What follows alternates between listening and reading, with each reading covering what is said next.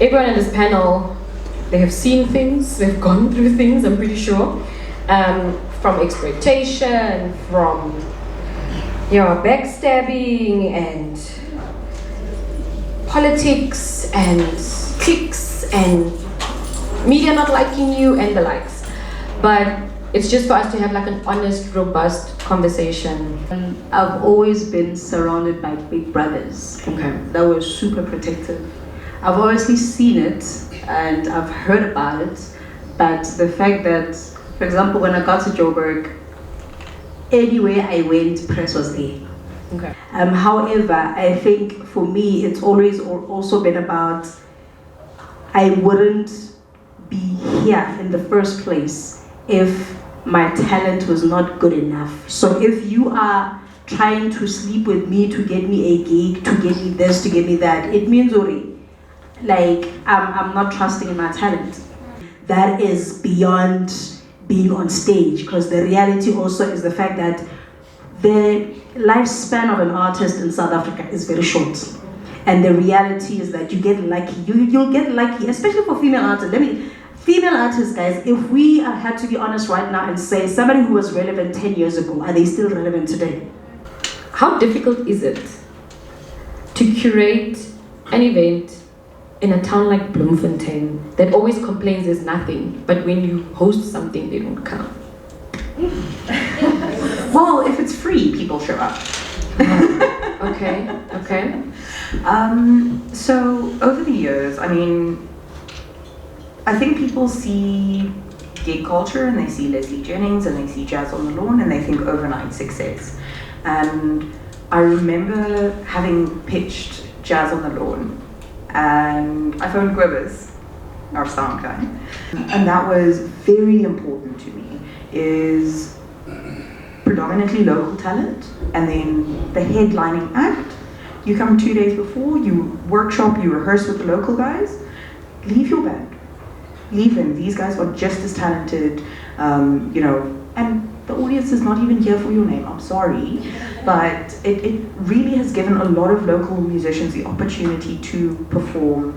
And then in terms of the patron experience, it's people want to just have a good time. They don't want to spend 350 Rand and feel like, oh, it's gone to waste. With Bloemfontein, you go to an event and it starts late, because we have a culture where the organizer and the audience are all waiting for each other to be late.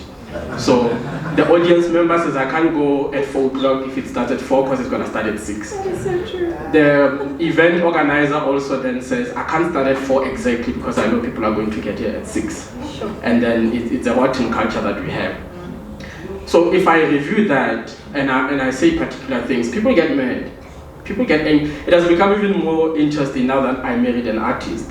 Because now you think about, I've been doing this thing for the past 7 years, but if I come and I say your show sucked because of 1, 2, 3, 4, 5, it's gonna be like, okay,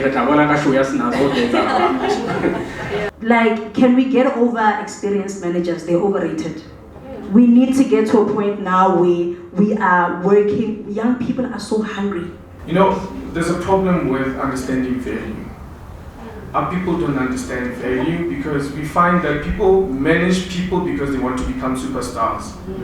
You are not a manager if you want to become a superstar, a better superstar than the art investing in.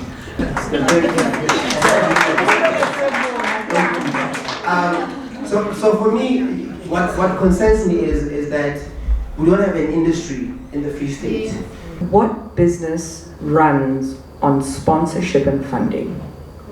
What international, sustainable, long-lasting business gets a grant every month? Do you have a business plan?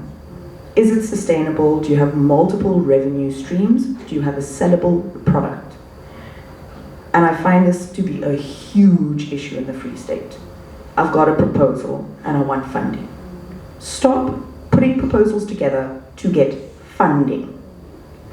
Build a business model, speak to a financial advisor, speak to an accountant, speak to a lawyer, watch YouTube videos. There's lots of free resources. Buy me a cup of coffee. I will give you advice on building sustainable businesses for a cup of coffee. Funding is not going to create platforms. Well, Well, some do, but they're not sustainable. And that's why we see so many great initiatives dying. But also, artists need to take responsibility for their careers. And it never sits well with artists when I say this. Number one, why are you not opening a side business so that you can put food on the table while you're pursuing a career? Especially musically, on the Afro Soul and the Gospel fans in particular, we don't have an industry, we have people that perform. So in Bloemfontein, I was shocked when I found out, because I go to a show and I would love what Leslie did, and I would want what Leslie did, and Leslie has done it for 3 years before, but it's not out. So we have a lot of performing artists that don't release music. And as a result, there's nothing to even review or to write about, or to play on radio. Because we perform, we can perform here in Bloemfontein on Makufe 5 consecutive years without releasing any single. You can win awards in Bloemfontein, Doops. You can win an award in Bloemfontein without a song. I've seen people win Best Afro Soul, Best Gospel without music. Without music. And it's wrong. It's wrong. And if really we're talking about an expo, we have an exposition of these things, then we have to be honest with each other.